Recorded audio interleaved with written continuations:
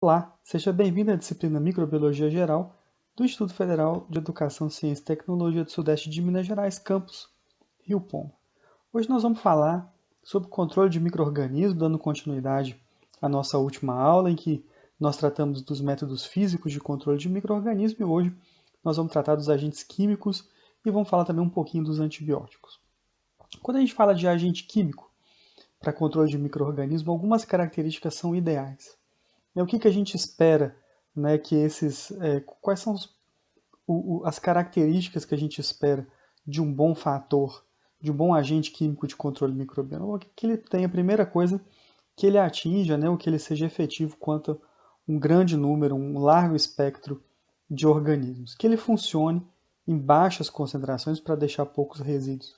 Que ele seja solúvel em água, porque a água ela é utilizada na maioria dos procedimentos, que ela seja estável nos diferentes ambientes, né? Então esses são os primeiros que a gente destaca, mas também ele tem que ter poder de penetração e não atuar somente em superfície, né? Ele tem que ter capacidade detergente, ele tem que funcionar na temperatura corporal ou na temperatura ambiente ou na temperatura em que ele vai ser utilizado.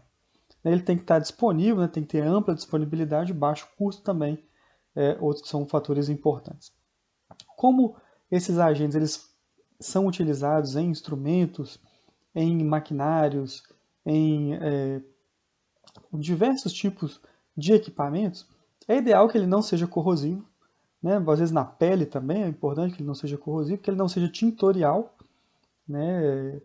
A gente sabe bem quando se trata de um antisséptico, o quanto que um antisséptico tintorial ele pode ser não conveniente, né? Tem que ter um poder desodorizante e preferencialmente inodoro. Além disso, são características também muito importantes a ausência de toxicidade, né, o que é fundamental, que ele seja tóxico para os micro-organismos, mas não, né, para os seres humanos, que ele seja homogêneo e que ele seja inativado minimamente por outros fatores. Então a gente busca essas características para os agentes químicos. Né?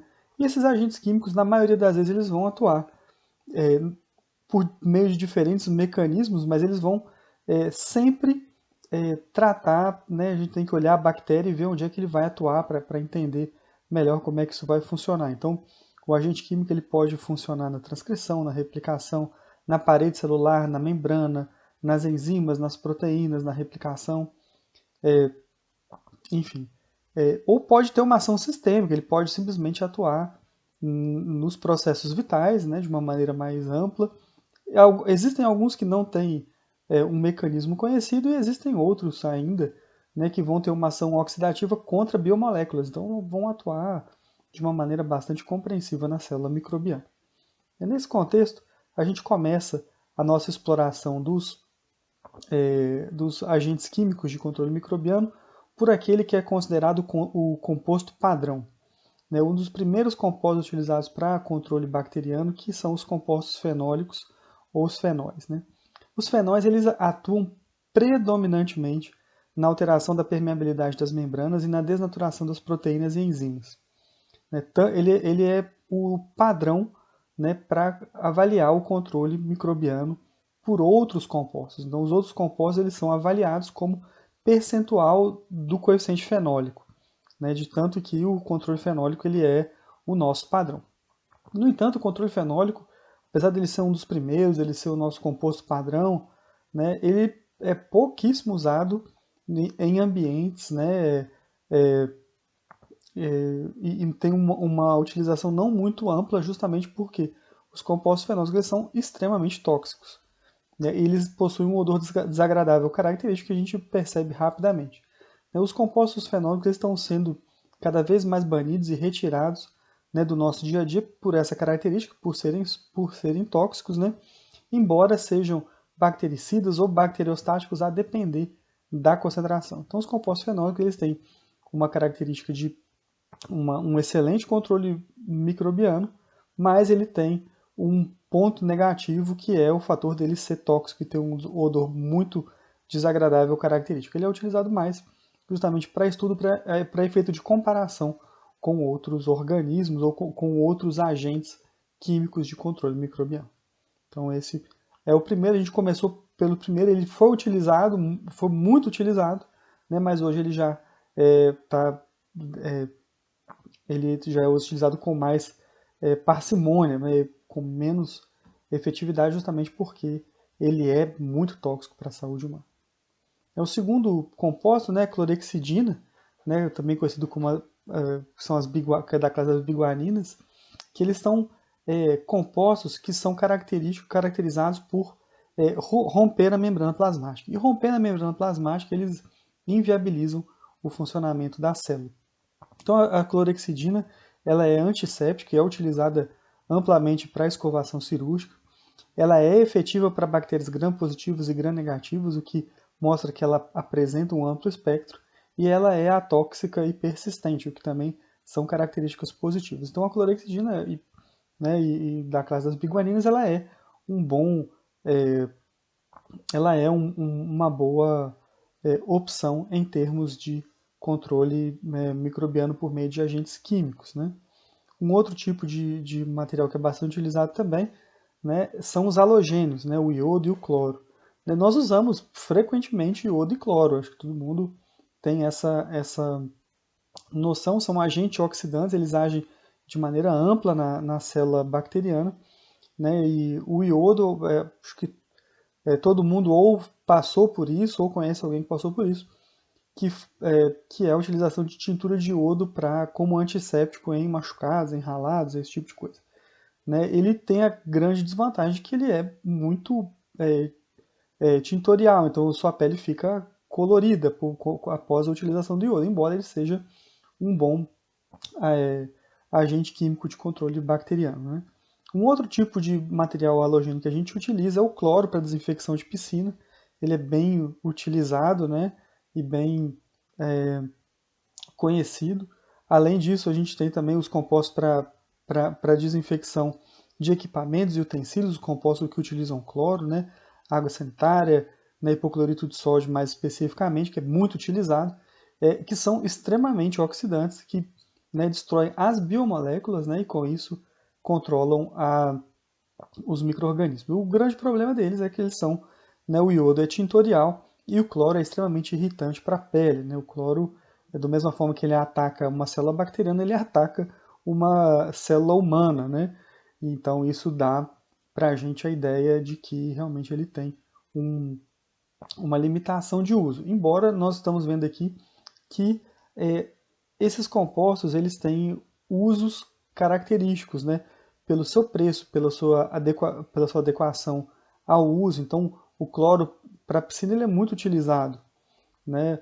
Os compostos de cloro para desinfecção, né, de equipamentos e tecidos também é muitíssimo utilizado. A gente utiliza em casa, né, com todo cuidado. São baratos, né? Mas eles não podem ser utilizados sem o mínimo de cuidado. Então, isso que é a grande questão que a gente está preconizando aqui, embora sejam bons agentes de controle bacteriano. Né, os álcools também eles são bastante utilizados e bastante é,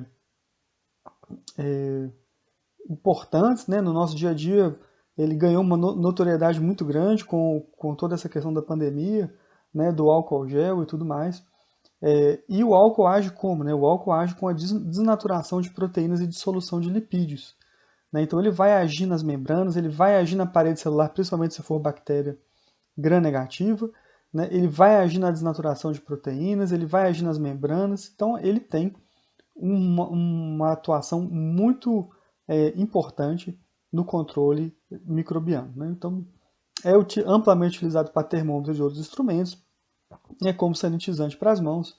Pode ser utilizado tanto o etanol quanto o isopropanol, os dois têm uma ação bastante importante. Né? O álcool é utilizado amplamente para fazer as tinturas, né, que são bastante importantes e que têm uma eficácia muito grande no controle microbiano. Né? Então, e eles são muito utilizados porque eles são atóxicos, né? Para uso tópico ele é atóxico e ele é inodoro, tem um cheiro que não incomoda, né? Não é um cheiro tão pronunciado. Então os álcools eles são agentes químicos de controle microbiano muito utilizados, amplamente utilizados e cada vez mais nós estamos tendo cada vez mais familiaridade com esse tipo de agente químico, né, para controle microbiano. Então, eu acho que a gente tem poucas dúvidas a respeito da eficácia do álcool, né? E, bom, a gente passa também para metais pesados. Sim, metais pesados também atuam, né, no controle de micro-organismos, né? Eles atuam principalmente na desnaturação de proteínas e de enzimas. Então, eles são muito importantes, né, e têm uma ação muito pronunciada na ação né, da desnaturação de proteínas. Eles são germicidas e antissépticos, eles podem ser usados, né, alguns exemplos de utilização é o nitrato de prata para infecções oculares, ele pode ser utilizado para infecções oculares, mas de maneira muito controlada, né, de maneira muito cuidadosa, né? O mercúrio cromo que a gente utilizou muito na infância, né, justamente para fazer antisepsia, né? O sulfato de cobre, que é muito utilizado ainda hoje como algicida, né? Então, para tratamento de água, ele é muito utilizado, o sulfato de cobre para tratamento de água de piscina, e o óxido de zinco, que é um antifúngico. A grande desvantagem deles é que eles também não têm um mecanismo de ação direcionado para bactérias, ele tem um mecanismo de ação que é de amplo espectro. Então ele é tóxico para as bactérias, é tóxico para os fungos, mas é tóxico para os seres humanos também, o que nos desencoraja muito a utilização, né, o que tem nos desencorajado a utilização, tanto que hoje em dia, né, o mercúrio cromo nem é mais comercializado para poder ser utilizado como antisséptico, né? O nitrato de prata também é muito raro você encontrar, né, para utilização muito específica, embora o sulfato de cobre faça parte, né, tanto, na verdade, para utilização para piscina, né, como controle de alga, mas também o sulfato de cobre ele é importante no controle de fungos, né, nas lavouras. Então a gente percebe aí que são metais pesados, tem que ser usados com todo o cuidado, né, com toda a parcimônia, mas são metais pesados, são extremamente tóxicos e a utilização deles tem cada dia mais sido reconsiderada justamente por conta, né, da presença desses compostos que são potencialmente danosos à saúde humana. Então, esses também são importantes, né? Bom, a gente falou até agora, né, dos álcools, falou das biguaninas, falou dos metais pesados, né, falamos do início de tudo que foi o fenol, né, e agora a gente passa para os agentes de superfície, né, como por exemplo surfactantes e detergentes, né? Os surfactantes e detergentes eles são sim agentes de controle microbiano, né, embora eles não atuem diretamente nas bactérias, mas eles têm um papel muito importante para a remoção mecânica por meio da escovação, né, embora alguns sabões também possam conter, alguns detergentes possam conter antimicrobianos para poder fazer o papel tanto de remover quanto de manter um certo grau de controle. Então esses agentes de superfície eles são bastante importantes, né, embora eles não vão ter uma ação direta específica muitas vezes na célula bacteriana.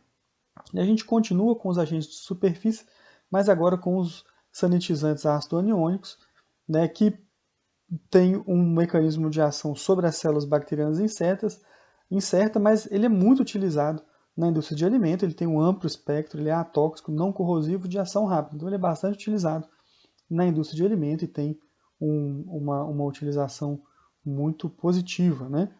A gente parte também para os compostos de amônio quaternário, né? Que aí sim eles tratam da desnaturação de proteínas e dissolução de lipídios, o que vai nos levar à ação nas proteínas, nas membranas, na parede celular, né? E esses compostos de amônio quaternário eles são bactericidas, fungicidas, amebicidas e viricidas, mas para os vírus encapsulados, justamente pela característica de dissolução de lipídios, né, e eles são utilizados muito como antissépticos para instrumentos de borracha, como o Zefiran e o Cepacol, por exemplo, que eles são utilizados como agentes de superfície a partir na característica, né, na classificação de compostos de harmônio secundário, ou os QUATs, né, como são também conhecidos. A gente passa por uma outra categoria, que são os esterilizantes químicos, né? Então veja que os anteriores eles são mais brandos, né? Mas a gente passa para a categoria dos esterilizantes químicos, e aí sim são compostos que, como o próprio nome diz, são esterilizantes. A gente lembra que a esterilização é acabar com toda e qualquer forma de vida, né? Então a gente vê aí inicialmente o formaldeído e o glutaraldeído, que vão agir na desnaturação das proteínas, são compostos extremamente tóxicos, são compostos extremamente complexos e de utilização muito limitada, mas são utilizados nas metodologias que exigem esterilização, né, por meio químico. Outra forma de esterilização por meio químico é a utilização de óxido de etileno, né, que atua nas funções vitais da célula e que é muito utilizado nos materiais cirúrgicos, por exemplo, que são sensíveis a calor, mas que podem ser esterilizados por meio desse agente gasoso, desse químio esterilizante gasoso, que é o óxido de etileno.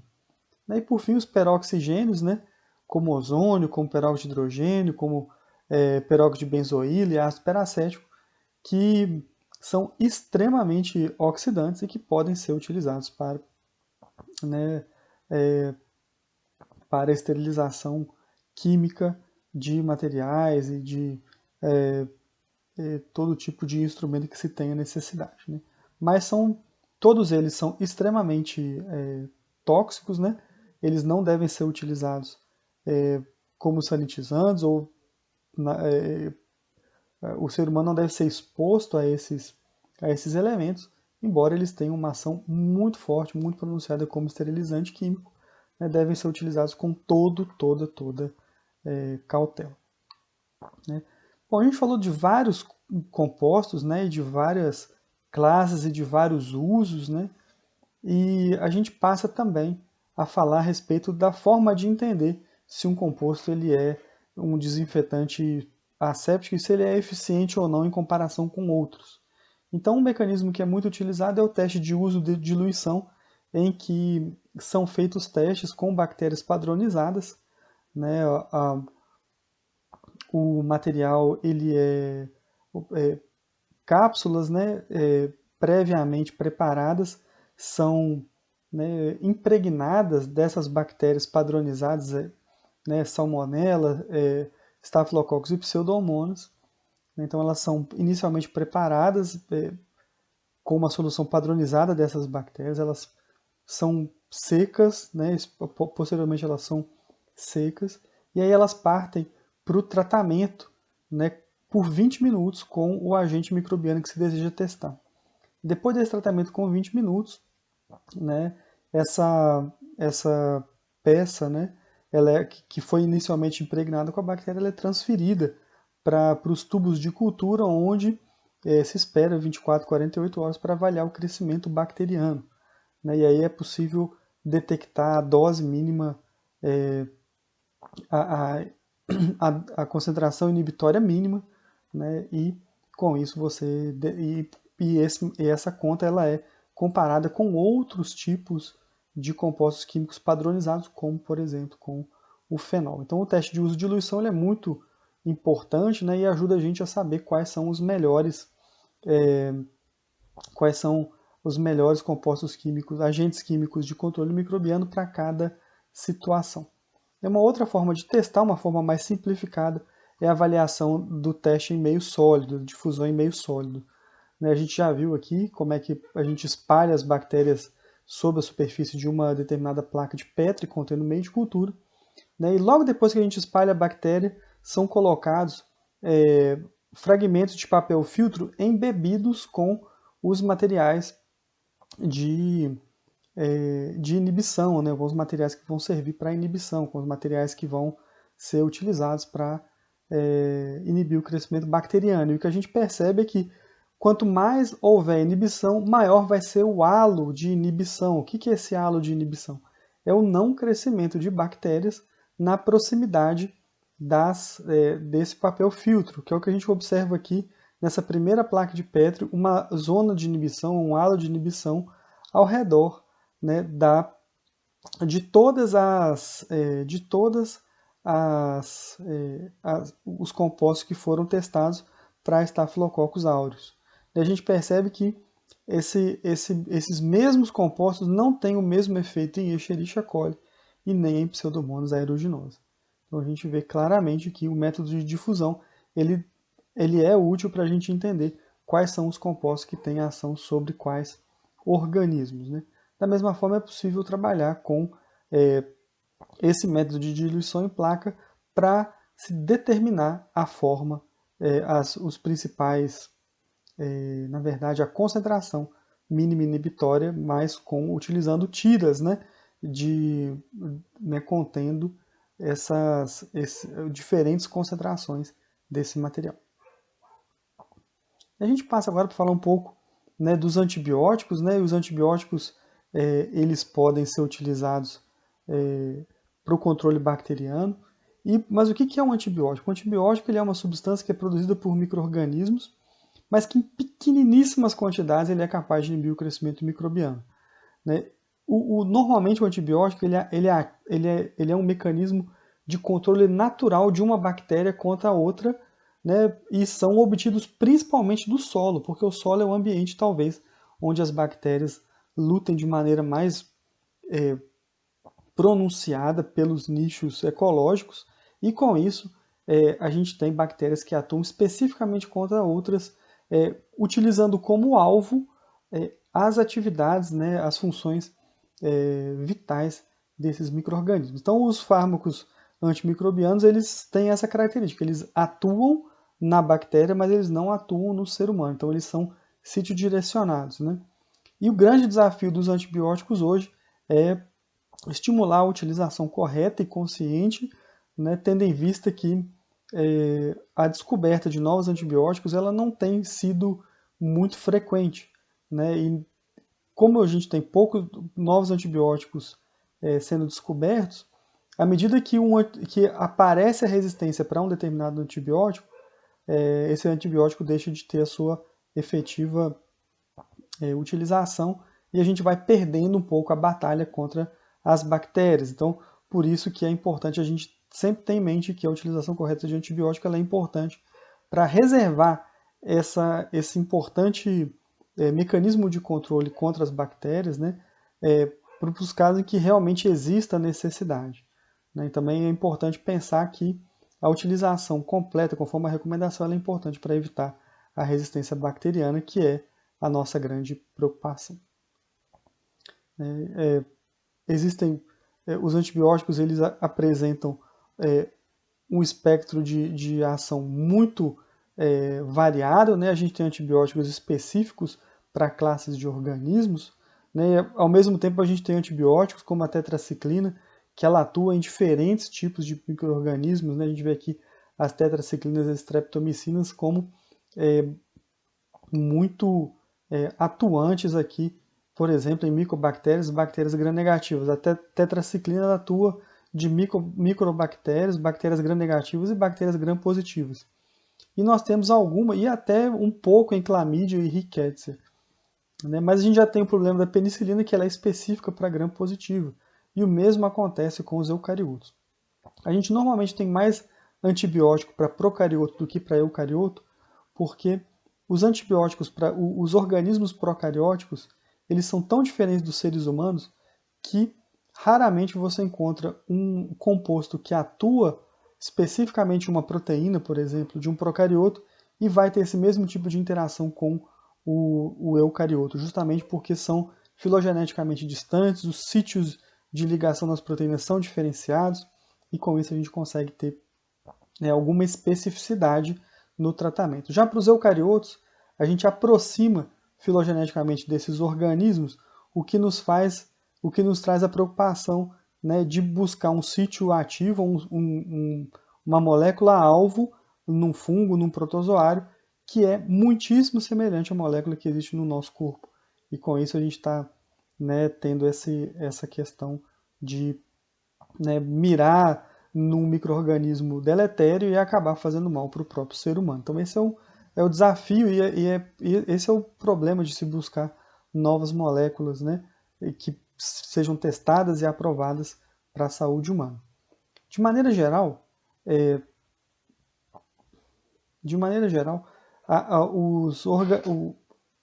o controle microbiano ele é feito pela inibição da síntese de parede celular, com as penicilinas, cefalosporinas, bastracinas e vancomicinas. Ela também mira muito a síntese de proteínas, né, tendo em vista que o ribossomo das bactérias é diferente do nosso, né? Então, como o ribossomo da bactéria é diferente do nosso, moléculas como clorofenicol, eritromicina, streptomicina, eles têm uma ação muito pronunciada na síntese de proteínas apenas em bactérias, né? Da mesma forma, as DNA polimerases que fazem a replicação do DNA de bactérias, elas são muito diferentes das nossas. E com isso existem drogas que são específicas para essas proteínas, como as quinolonas e a rifampicina. Além disso, a gente tem também moléculas que causam danos à membrana plasmática, como a polimixina B, né? E a inibição da síntese de metabólitos essenciais para as bactérias, como a sulfanilamida e a trimetoprina. É interessante a gente falar que na maioria das vezes, os alvos eles são diferentes das bactérias com relação aos, né, seres humanos. Então, com isso, a gente comentou aqui na aula de hoje a respeito das principais classes, né, de agentes químicos que atuam no controle de bactérias e da mesma forma fizemos a introdução ao uso e ao conceito da utilização de antibióticos para controle microbiano. A gente espera que vocês tenham aproveitado a aula de hoje, né? Desejamos a todos uma boa semana e ficamos à disposição para tirar as eventuais dúvidas que possam surgir. Desejo a todos vocês um forte abraço e uma excelente semana.